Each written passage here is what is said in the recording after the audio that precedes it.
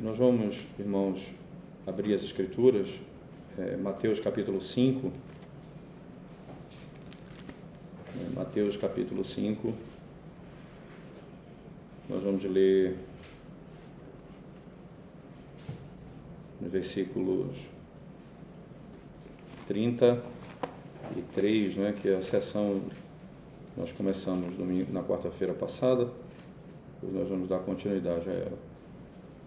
Acerca dos juramentos, nós vamos ler do verso 33 e 34. Também ouvistes que foi dito aos antigos: não jurarás falso, mas cumprirás rigorosamente para com o Senhor os teus juramentos. Eu, porém, vos digo: de modo algum jureis, nem pelo céu, por ser o trono de Deus, nem pela terra, por ser estrado de seus pés, nem por Jerusalém, por ser cidade do grande rei. Nem jures pela tua cabeça, porque não podes tornar um cabelo branco ou preto. Seja, porém, a tua palavra sim, sim, não, não, o que disto passar vem do maligno. Amém. Vamos dar início à exposição desse texto, irmãos. O nosso intuito hoje é, dando sequência àquilo que nós já tratamos, o que estava sendo condenado no pensamento dos fariseus acerca do juramento. Cristo nos instrui, e foi isso que fizemos na quarta-feira passada, entendendo exatamente como que o juramento deve ser feito, o que significa, qual o propósito. Nós trabalhamos isso tudo na quarta-feira passada. Hoje, Cristo aqui vai diretamente lidar com a falsa interpretação dos mestres judeus, Então, no verso 34 em diante, ele diz: eu, porém, vos digo, de modo algum jureis, nem pelo céu, por ser o trono de Deus. Então, Cristo vai começar fazendo uma declaração que precisa ser compreendida bem. É uma declaração difícil até, que é: não jureis de modo algum. Então, muitos vão, a partir desse versículo, entender que não se deve fazer juramento em hipótese alguma, Então, é preciso entender o que Cristo, de fato, está nos instruindo aqui. Então, no modo geral, essa expressão usada por Cristo, de modo algum jureis, é a primeira parte que nós vamos analisar. Então, nós vamos particularmente analisar como jurar, ou quais são os exemplos que ele dá a partir do verso 35 em diante. Então, no 34 ele diz: não jureis de forma alguma, de modo algum jureis. Certo? Então ele diz: olha, nem pelo céu, por ser o trono de Deus. Então, é engraçado que, ao mesmo tempo, parece que ele diz não é para jurar de forma alguma, mas ele põe uma delimitação, porque, então, se não é para jurar de forma alguma, então todo juramento estaria debaixo desse princípio. Mas quando ele coloca aqui, delimita, nem por isso, nem por isso, nem por aquilo, então parece que existe uma circunscrição da ordem da negativa. Não jure de forma alguma nessas circunstâncias. Então, logo, em outras circunstâncias, eu posso orar. Me parece que essa é a leitura mais apropriada, certo? Muitos vão perverter esse texto, irmãos, muitos. É por isso que nós precisamos encontrar o verdadeiro sentido desse texto, para evitar a perversão textual que é feita em cima desse texto. Primeiro, precisamos entender o que é jurar, certo? Então, nós vamos lidar, como Cristo proíbe jurar, em que aspecto ele proíbe o juramento. Então, pela primeira parte, nós vamos analisar o juramento pelas partes que ele tem. Então, quais são as partes de um juramento? São duas partes básicas, que é confissão e imprecação. Duas partes de um juramento são fundamentais: confissão e imprecação. Vamos analisar na parte de juramento o que é confissão, ok? A confissão, então, ela é dividida em três partes. Então, o primeiro ponto, confissão como parte de juramento, divide-se em três partes, certo? Então, embora as palavras tenham forma externa, então, orar, veja só, orar de maneira ou melhor, jurar de maneira correta, segundo o que Deus requer, revela que duas partes precisam estar bem claras nesse processo. Eu vou confessar e eu vou fazer imprecação. Primeiro, o homem confessa que ele, que aquilo que ele está jurando é verdadeiro na sua consciência. A primeira coisa que é importante na confissão, ok? Então, ele vai declarar que aquilo que ele está jurando na consciência dele é verdadeiro. Não existe aqui uma desconexão entre a consciência dele e o que ele está jurando. Ele não está jurando por uma coisa que ele sabe que não é verdade. Ele está jurando por uma coisa que ele sabe que é verdade. Primeira coisa importante, tá certo? É a consciência dele. Segundo, que Deus ele não é apenas uma testemunha da ação externa e do discurso da pessoa, mas também da consciência do indivíduo. Então, na confissão, ele tem a plena certeza que Deus é testemunha da consciência dele. Ele tem a consciência de que ele está falando é a verdade, e ele sabe que Deus é testemunha disso.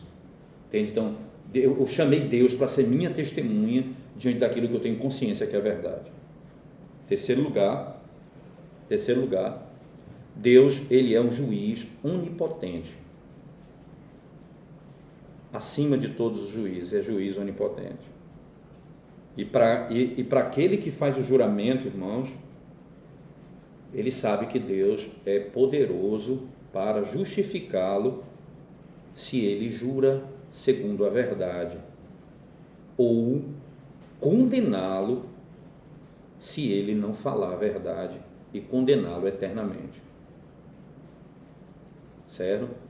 Então, 3 partes aqui fundamentais nesse processo. Quais são as 3 partes da confissão? Vamos relembrar. Primeiro, o homem confessa que aquilo que ele jura, que ele está votando, que ele está jurando, segundo a consciência dele é a verdade. Segundo, ele chama a Deus por testemunha de que aquilo que ele está falando é a verdade. E terceiro, ele sabe que Deus é o juiz daquilo que ele está falando e que ele vai socorrê-lo porque ele falou a verdade, mas vai condená-lo se ele estiver falando mentira. Certo? Se ele não estiver falando a verdade. Essa é a primeira parte do juramento, confissão. A segunda parte do juramento é imprecação. O que é imprecação? Tá certo? É a segunda parte de um voto, a segunda parte de um juramento. Tá certo? A segunda parte do juramento é uma oração a Deus por 2 coisas. Primeiro, que Deus seja testemunha com ele daquele juramento, para testificar que aquilo que ele jura é verdadeiro e está de acordo com a sua consciência. Então, ele tem consciência. Então, dessa maneira, por exemplo, lá em Romanos, no capítulo 8, abra sua Bíblia comigo, Romanos 9, verso 1. Veja que Paulo faz esse juramento. Romanos 9, verso 1. Paulo diz assim, veja o texto, capítulo 9, versículo 1. Digo a verdade em Cristo, não minto, testemunhando comigo no Espírito Santo a minha própria consciência. Veja, Paulo está dizendo, digo a verdade em Cristo, não minto, testemunhando comigo no Espírito Santo a minha própria consciência. Certo? A minha própria consciência. Ora, o apóstolo Paulo, então, ele vai trazer Deus como testemunho daquele juramento que ele está fazendo e vai testificar que ele está jurando verdadeiramente de acordo com a consciência. Olha que coisa interessante. Deus aqui é convocado, ele conhece, eu trago ele como minha testemunha nesse conselho. O segundo aspecto da imprecação é um homem ora pedindo a Deus que ele seja juiz para amaldiçoá-lo com ira eterna se ele jurar falsamente. E que coisa interessante. Há um caráter imprecatório nisso. Eu chamei Deus para ser minha testemunha na segunda parte e ele sabe da minha consciência. Agora, quando eu abri para isso, eu estou dizendo, Deus, ele sabe, eu estou dizendo a Deus que ele seja o juiz para amaldiçoar com ira eterna, caso o meu juramento seja falso. na segunda carta de Paulo aos Coríntios, no capítulo 1, irmãos, por favor.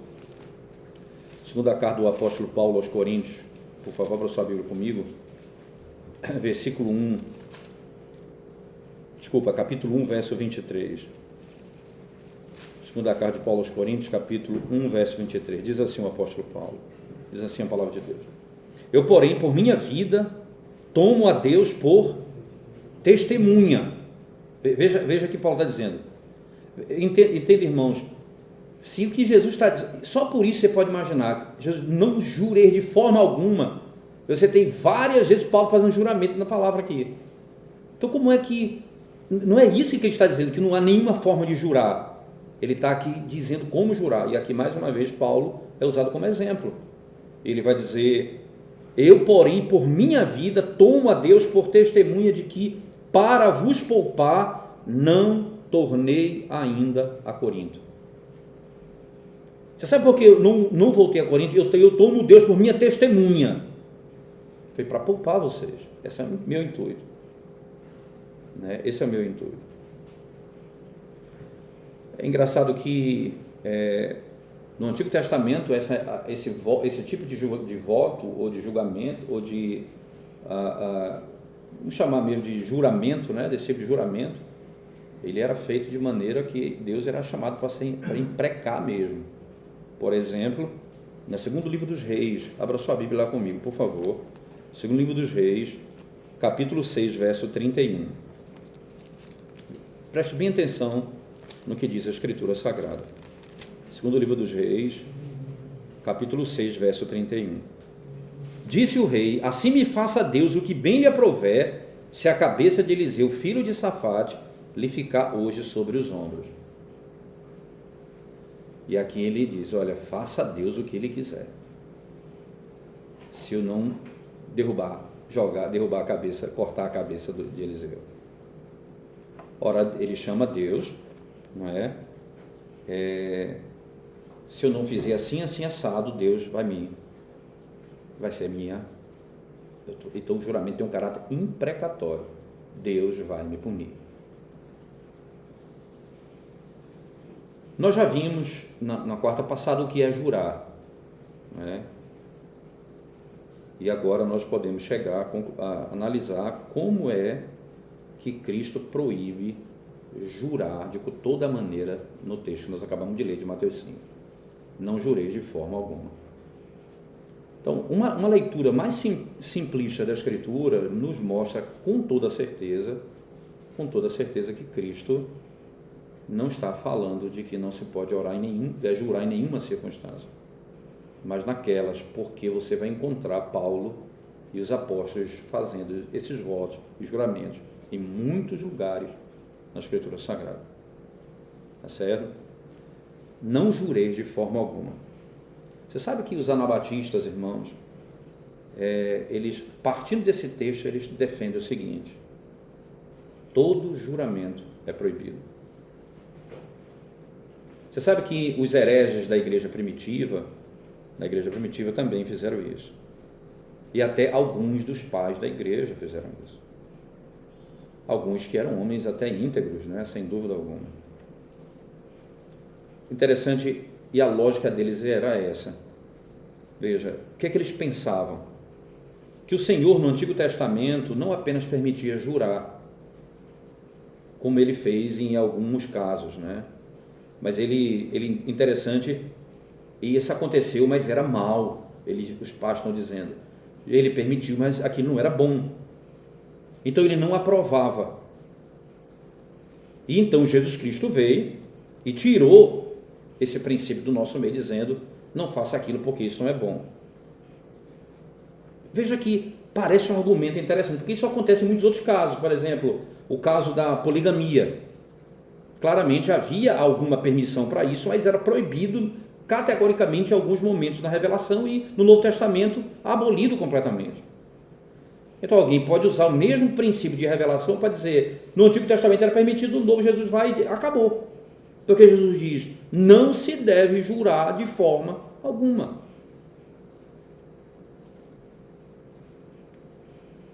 Como é interessante a questão da hermenêutica, a interpretação, porque E aqui, irmãos, é o ponto, veja, a interpretação da Escritura, ela é a nossa maneira de ler a palavra. E se você não lê a Bíblia corretamente, você vai cair em muitas e muitas e muitas falácias e práticas na vida, sem dúvida alguma. Bom, caminhando ainda no nosso entendimento, William Perkins, combatendo o pensamento dos anabatistas e dos hereges, asseverou o seguinte: essa opinião é falsa, a opinião deles, que acabamos de dizer, é falsa e errônea por natureza, porque o juramento, ele é parte do culto a Deus. Que coisa interessante. Lá você vai ver, se você pegar a nossa confissão de fé e ver lá quais os elementos de culto, você vai encontrar lá votos. Por que os nossos pais inseriram votos no culto público? Porque o voto no Antigo Testamento era colocado no culto público. Preste atenção. Lá em Deuteronômio capítulo 10, verso 20, por favor. Deuteronômio capítulo 10, verso 20. Ora, nós não temos recebimento de membros com votos, nós não temos batismo com votos e juramentos, não é? Como é que é feito isso? Porque é ordenado pelo Senhor. Não é porque isso é da nossa cabeça fazê-lo, né? Deuteronômio capítulo 10, né?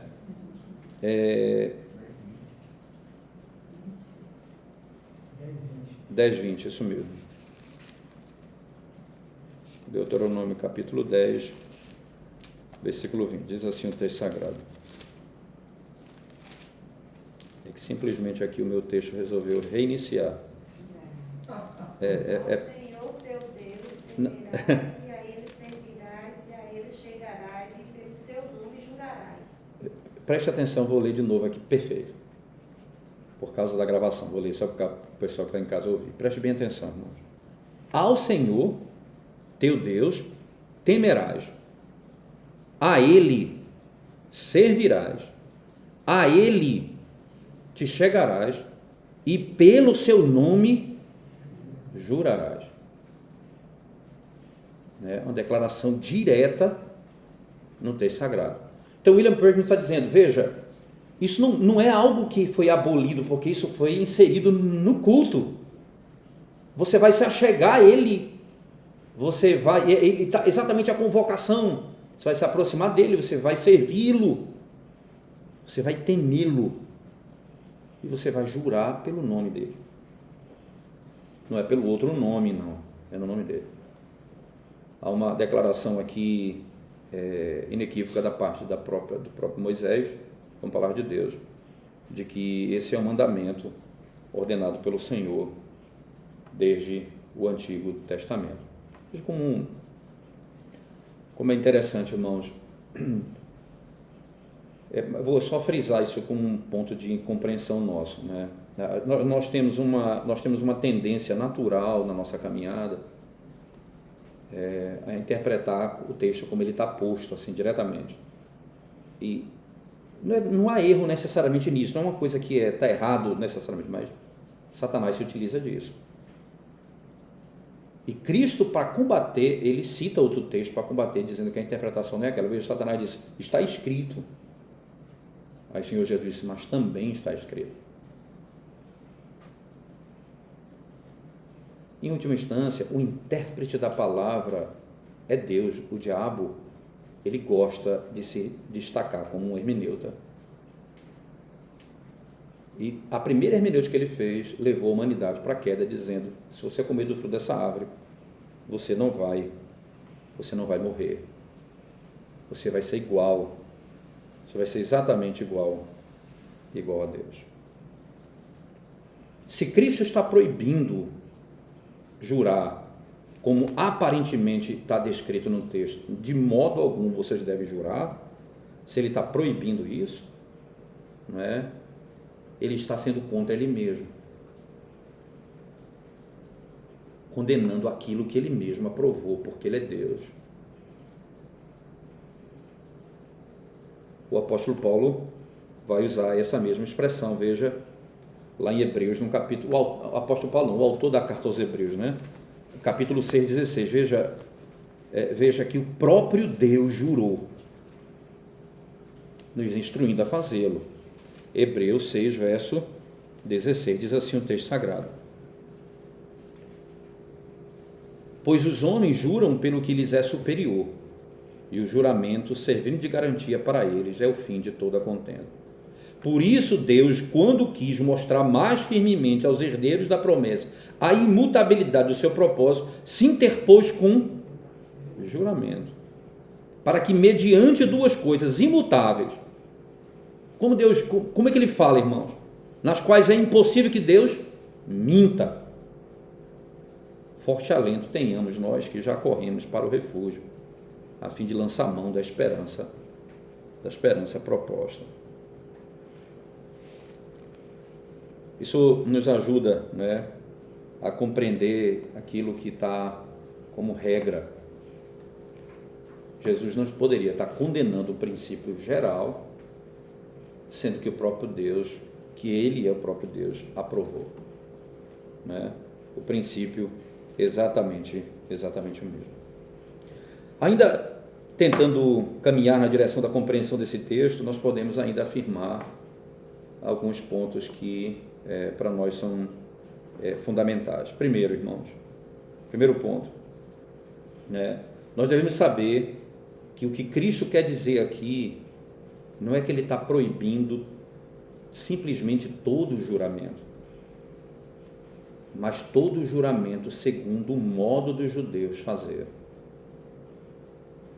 segundo o costume dos judeus. Era comum, veja, eles faziam juramento por qualquer coisa. E até ele chega a dizer, no finalzinho do capítulo 5, na seção, ele diz assim: seja porém a tua palavra sim, sim, não, não. O que disto passar vem do maligno. O Senhor Jesus está dizendo, essa é a regra para ser observada na interpretação da Escritura, que as coisas geralmente faladas, as coisas são faladas no dia a dia, elas devem particularmente ser entendidas de acordo com a circunstância da matéria que está diante de nós.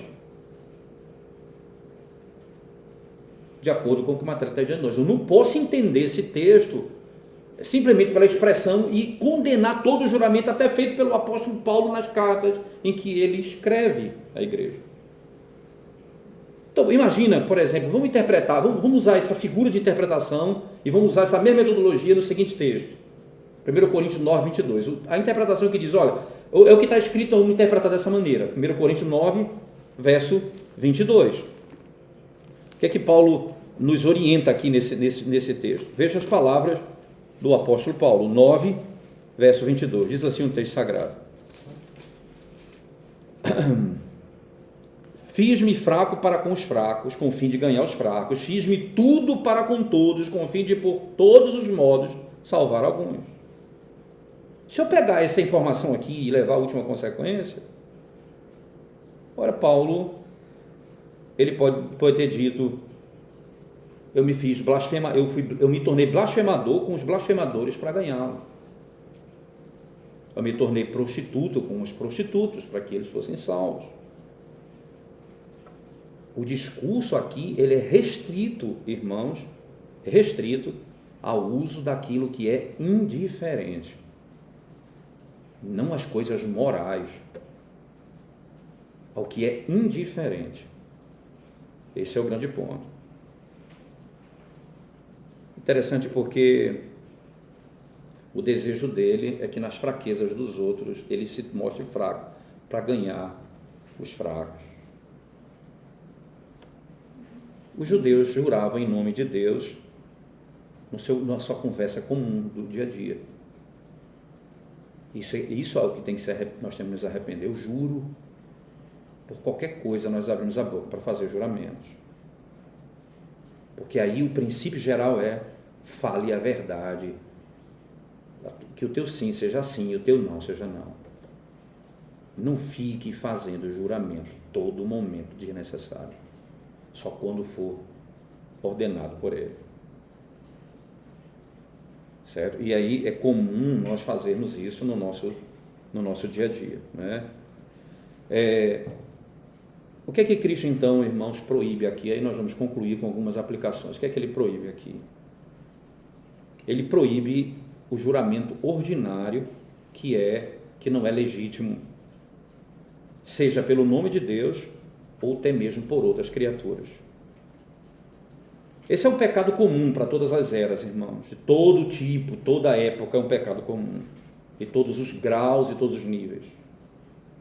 Alguns juram pela sua fé, outros, eles juram pela cruz, outros, eles juram pelo dinheiro que tem, outros juram por sua casa, eles juram pelo fogo, que é o anjo de Deus, outros pelo pão, outros pela água, outros pelo vinho. Juramos por todo tipo de coisa. E é isso que o Senhor está condenando. De forma alguma, faça esse tipo de juramento, porque você está tomando o nome do Senhor Deus em vão. Segundo, né? E aí podemos dizer, aqui ele está condenando todo tipo de juramento, irmãos, quando nós, de alguma forma, juramos, por exemplo, por Maria, pela Santa, tudo isso é tipo de juramento que ele está dizendo, não se deve fazer, por várias razões que não vamos discutir aqui agora, mas é o que ele está condenando. Terceiro, ele está condenando todos os juramentos grosseiros, irmãos, por exemplo, que tratam da parte do corpo de Cristo, pelo coração, pelo seu sangue, pelo seu lado, e coisas afins, como nós fazemos, pelo sangue, eu juro pelo sangue, eu juro por isso, eu juro por aquilo outro. E o que é que a pessoa acha que ele escapa desse juramento? Eu falei a verdade, então está ok. Aqui nem a verdade que você falou te livra do pecado de usar o nome de Deus em qualquer circunstância.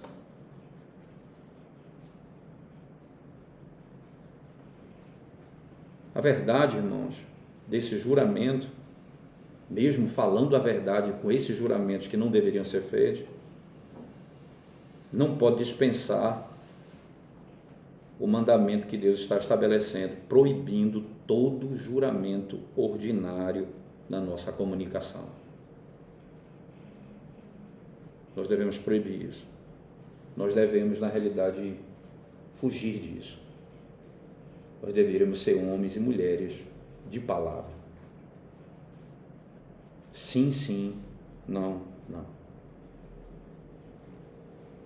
Outros dizem, não, mas eu juro por coisas boas. Mas isso torna o seu pecado ainda maior. Porque a bondade de uma coisa, irmãos, agrava a ofensa no abuso daquilo que é bom. Outros dizem, muitos não podem acreditar simplesmente pela minha mera palavra. Mas o mandamento de Deus, irmãos, não pode ser quebrado para que eu ganhe crédito no discurso. Você não vai ganhar crédito no discurso quebrando a lei de Deus. O crédito, ele foi comprado e custou caro para você adquiri-lo. Você é como se estivesse entregando a sua alma ao próprio maligno para ter crédito diante dos homens. Eu vou quebrar a lei de Deus para que a minha palavra tenha respeito no meio das pessoas. Alguns soldados, homens de guerra, chegam a jurar, dizendo, mostrando a coragem que eles têm. Eles mostram que eles amam mais o louvor dos homens do que o louvor de Deus. Para mostrar a minha coragem, eu juro que fiz isso. Eles não estão preocupados com que Deus, como Deus é glorificado em falar de modo como Ele ordena. E eu falo de modo a quebrar a lei para que seja louvado pelos homens. Enquanto nesse momento eu sou condenado pelo próprio Deus. Eu deveria me satisfazer em saber que Deus conhece a verdade.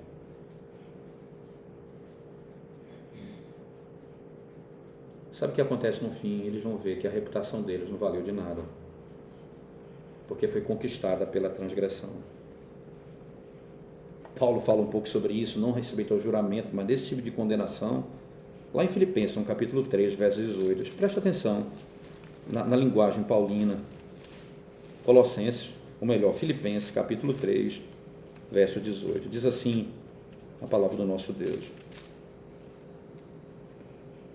pois muitos andam entre nós, dos quais repetidas vezes eu vos dizia e agora vos digo, até chorando, que são inimigos da cruz de Cristo. Eles são inimigos da cruz de Cristo. O destino deles é a perdição, o Deus deles é o ventre, a glória deles está na sua infâmia, visto que só se preocupam com as coisas terrenas. A glória deles é a sua própria infâmia, porque a única coisa que eles querem é um bom nome entre os homens, e aí eles fazem juramentos para esse fim. Se tornam, na realidade, dignos de condenação. Essas desculpas, irmãos, não vai livrar, e elas não vão livrar os homens da culpa da condenação no dia do julgamento. Porque um julgamento comum, ele é tomado como algo vergonhoso, porque o nome de Deus foi tomado em vão. E o Senhor disse: eu não terei por inocente aquele que tomar o meu nome em vão. E aqueles que ofenderam ao Senhor dessa maneira, irmãos, devem se arrepender da sua impiedade e devem aprender a temer o nome do Senhor e ter a consciência de que no juramento, que no dia a dia da sua vida, eles não devem conquistar as coisas por meio de julgamento, ou de juramento, ou de votos, mas eles devem conquistar, como o Senhor diz, seja a sua palavra sim, sim, não, não. O que passar disso é do maligno. Você sabe como muitas vezes você pode armar uma estrutura para fazer um juramento e ser condenado por ela, mesmo aparentando ser correto. No primeiro livro dos Reis, um texto que eu acho muito intrigante, no primeiro livro dos Reis, no capítulo 21, a história de Jezebel, capítulo 21, primeiro Reis, verso 9 até o verso 10, 9 e 10, apenas 2 versos. Primeiro livro dos Reis, capítulo 21, verso 9 e 10, diz assim um texto sagrado: e escreveu nas cartas, dizendo: apregoai o jejum e trazei Nabote para a frente do povo. Fazei sentar defronte dele 2 homens malignos, que testemunham contra ele, dizendo: blasfemaste contra Deus e contra o rei. Depois levai-o para fora e apedrejai-o para que morra. Que coisa interessante. Quando ela tivesse matado Nabote por blasfêmia, mostra claramente nesse texto que o costume daqueles tempos era que eles passariam por pública humilhação por esse pecado, porque senão a ira de Deus cairia sobre aquela terra.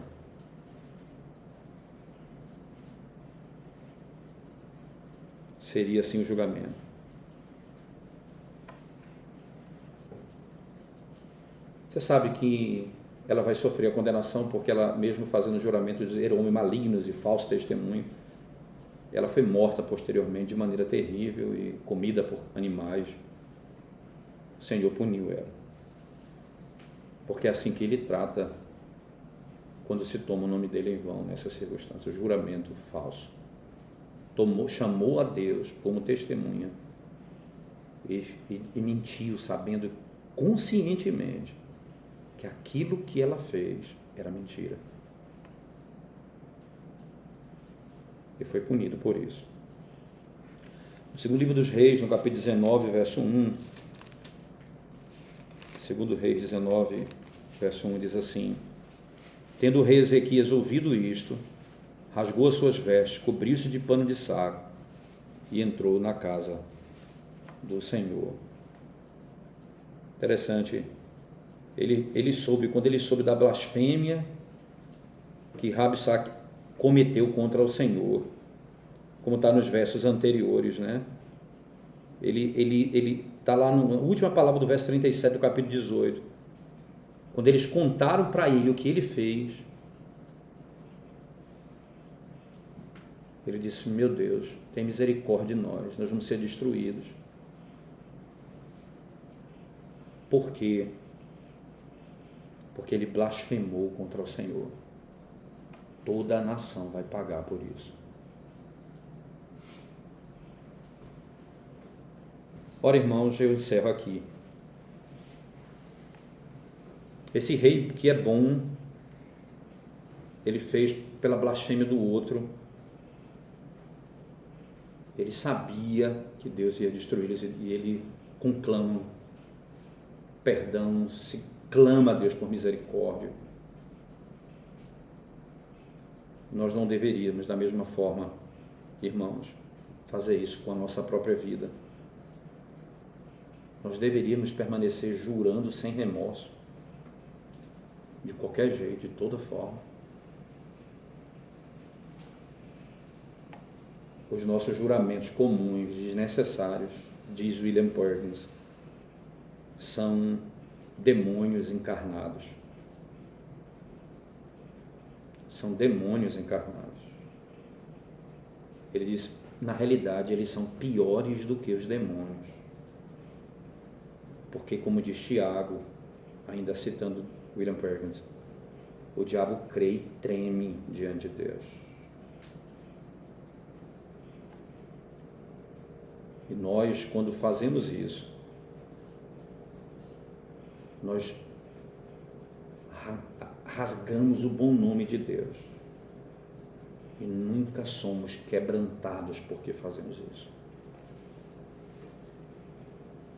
Nunca nos arrependemos por isso. Deveríamos ter cuidado quando abrimos a boca para fazer juramento. Não brinque com o nome de Deus. Deus não terá por inocente o que toma o seu nome em vão. Vamos orar ao Senhor. Vamos orar ao Senhor.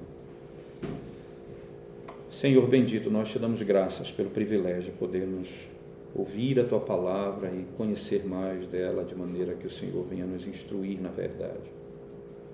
Perdoa-nos, Senhor, por nossas faltas. Quantas vezes quebramos a Tua lei? Quantas vezes juramos para ter o nosso nome exaltado entre os homens? E a verdade não esteve nos nossos lábios. Ensina-nos, ó Deus, a falar segundo a Tua palavra, para a Tua glória. Perdoa-nos pelo amor do Teu nome, tem piedade de nós. Em nome de Jesus nós oramos. Amém, Senhor. Amém.